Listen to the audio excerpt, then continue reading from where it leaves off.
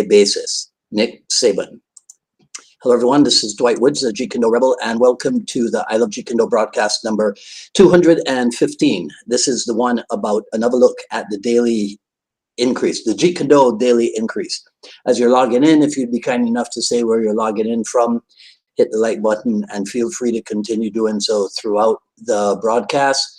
If you're catching the simulcast over on the YouTube, please be sure to like, subscribe, comment, hit the notification bell as well.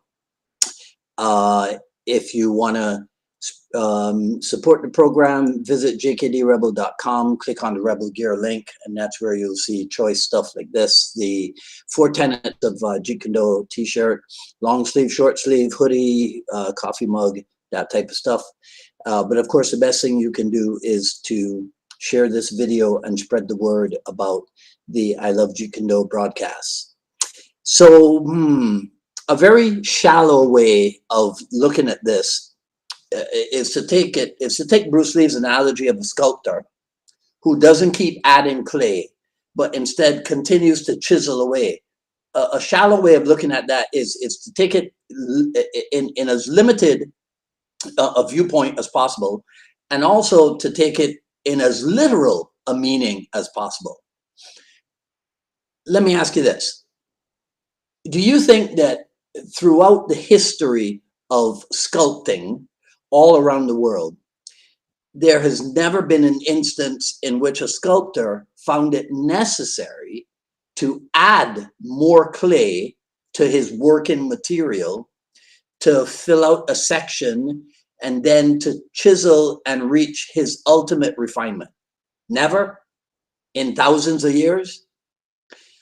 Another silly point of view, and certainly not worthy of anyone who is certified as a Jeet Kune instructor, is the idea that if, as a student of Jeet Kune, if you involve yourself in the study of a different martial art, you have somehow violated this principle of daily decrease. I say it's silly, I'm being nice, because the implied belief of those who hold that viewpoint of violation they seem to think that their colleagues are not involved in training to acquire what in some Jeet Kune circles is known as the educated eye.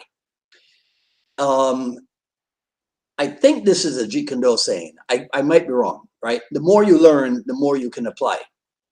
But that application is not an immediate action, nor is it an immediate result.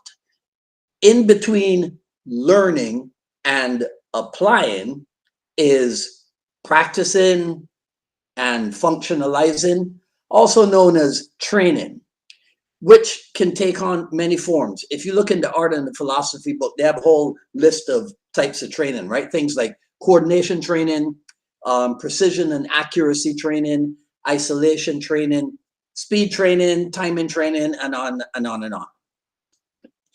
One result of this training is the acquisition of the educated eye. This is the quality which enables you to instantly react and respond to any kind of attack. Because part of that training, part of what's involved in the training is arriving at the decision as to what in Jeet Kune works best for you. So sometimes I wonder where the people who think that others are constantly adding styles, as they say, to Jeet Kune, like, I wonder where they get their information from. They have this idea that in Bruce Lee's context, decrease means to, no, how should I put it? They have this idea that people are picking up like technique after technique from different arts and hopelessly trying to put it all together in some kind of, I don't know, to their way of thinking, unintelligible morass or something, right?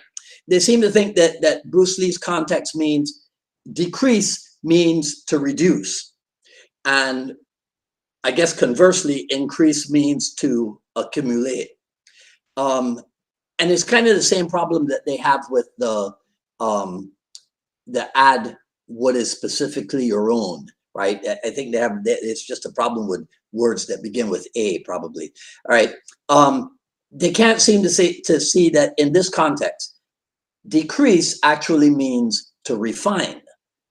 And that should be blatantly obvious, because to extend the metaphor or the analogy, if you hack away every day, eventually you will not have anything left to hack.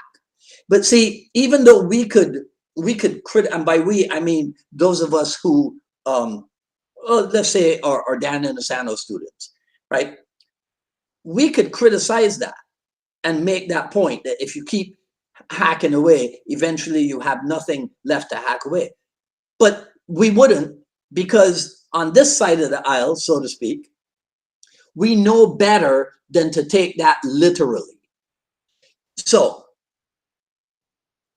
you may sometimes choose to, or even need to, pick up another lump of clay, add it to the existing piece, but you would never do so just to add more, just to be able to have more.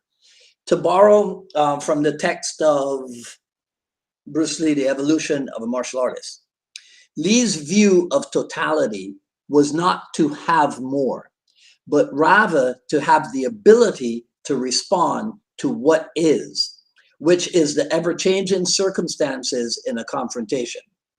The fighter cannot anticipate the outcome of a fight. He must fit in and become one with the opponent. So a good way to fit in is to go undercover, so to speak, to be embedded, right? So if you want to learn to respond to what is, go spend some time in training what is. After all, the best way to learn to defeat something is to learn how to attack with it, isn't it? So what say you? What do you think? My definition of daily decrease, you think it's on, it's off, whatever, please let me know in the comments below. That is all I have to say about this video. If you like what you heard, please comment, rate, subscribe, hit the notification bell. Follow me on Twitter at Dwight Woods and on Instagram at Dwight D. Woods. Heads up, we will soon be re-releasing the JKD Quick Skills series, Volume 1, as well as releasing what I guess we could tout as the first non-technical Jeet Kune manual, right? The first non-technical book on Jeet Kune. Remember also to email me at jkdrebel@gmail.com if you're interested in the Jeet Kune Success Strategies program. Coming up on Friday, February 18th, we'll be doing by what do you call it? Not demand, request, right? By many requests. Second, reverse Jeet Kune dialogues with Paulo Rubio of Aperture Fight Focus. So he's gonna interview me again this time around, if necessary, because it might be a little bit technical, his questions. So if needs be, I'll get up and demonstrate something or what have you. Of course, as long as the technology allows us to do all that. Right, so that's Friday the 18th at 6 p.m. Eastern time as usual. Today's a blue day, all right?